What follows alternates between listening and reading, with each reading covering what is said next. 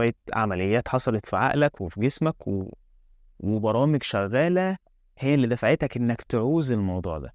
فالأولى بالتركيز والانتباه إن أنا أهتم بالمناطق اللاواعية اللي هي بتتحكم في تصرفاتي وبتتحكم في قراراتي. فالأولى إن أنا بدل ما أبص على القرار اللي أنا هاخده، لأ، طنش القرار اللي أنت هتاخده وركز على الحالة النفسية اللي أنت فيها. لو الحالة النفسية هي خوف، فأنت شغلك يكون إنك تعالج الخوف ده أو تفهمه هو جاي ليه.